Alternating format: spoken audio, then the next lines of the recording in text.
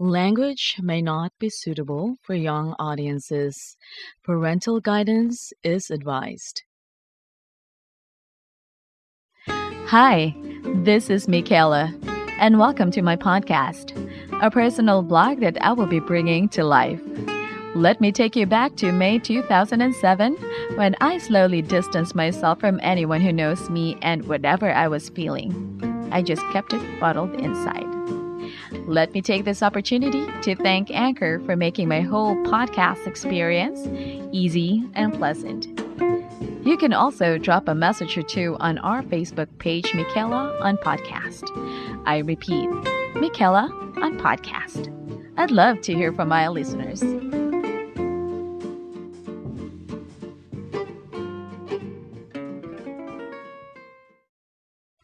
Entry 5.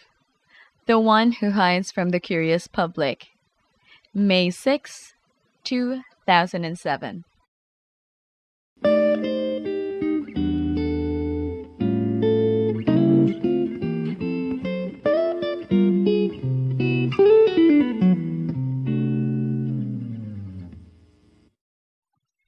Everyone has skeletons in their closet.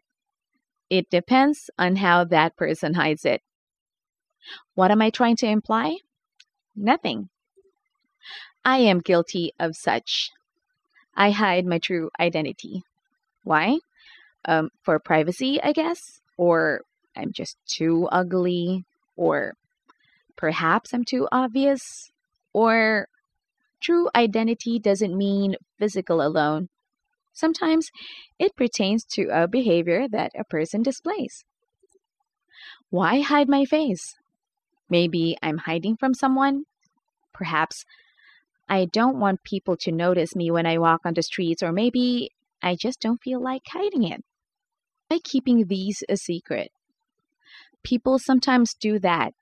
I don't know. Maybe I'm one of them, or maybe I'm not. It depends on the situation. Pretending to be mysterious? Probably. I can't even look for a reason why I want to be that way. Bottom line, this is who I am.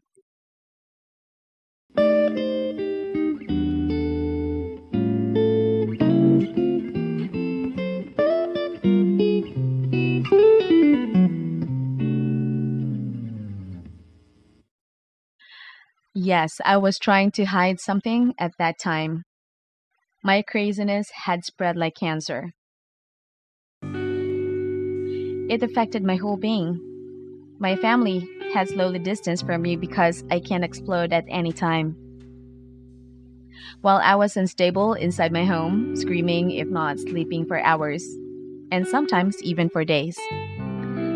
The feeling you get when there are a bunch of people around you but still have this emptiness you're feeling inside. The feeling of being lonely in a crowded place, that's how I felt every single day. I did not want to even hear my kids downstairs, so I hid myself in a room. I became a hermit for a while. I didn't want to take care of my kids. My husband's face had become so annoying that I allowed him most of the time to stay out and play online games with his friends, just so I don't see him. I didn't know why I feel that way, but I find peace every time he's out of my sight. At that time, it felt that everything is going down the toilet, but I just did not know it yet. I know it was mean. I didn't even understand what's going on. Let me back up a bit. When I was pregnant with my second child, I had this pregnancy blues.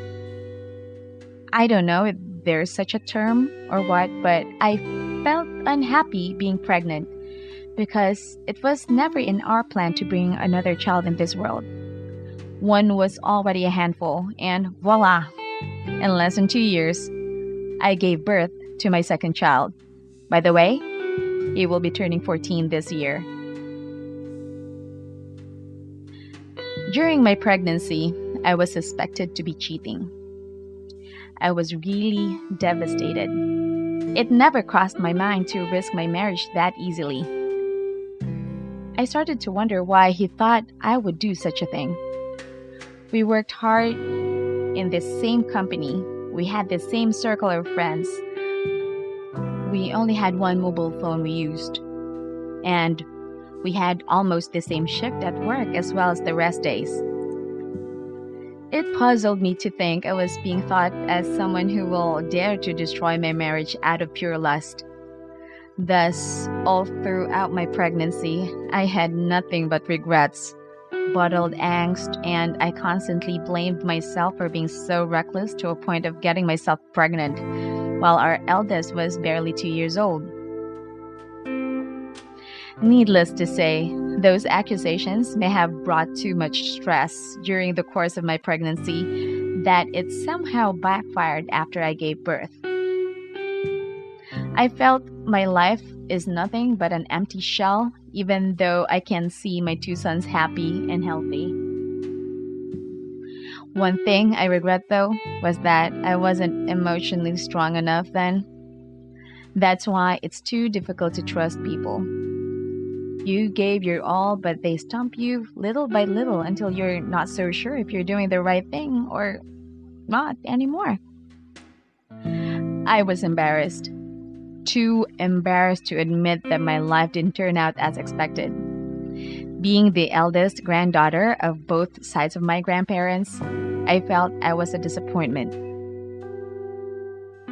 I did not turn out to be a success or worth be proud of. Hence, hiding from the public eye was the best idea I could possibly think of. I thought I could fix everything with one band-aid, but apparently, it was more than that. More than just a band-aid, it had to be a major surgery or something. So my saga of mishaps and disappointments did not stop there. You'll figure it out next Monday.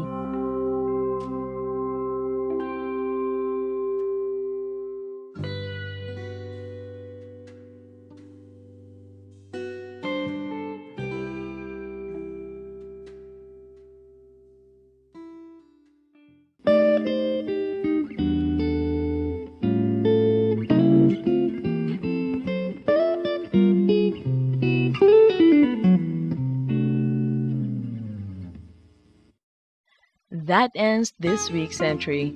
Thank you for listening. Be sure to tune in every Monday for new episodes.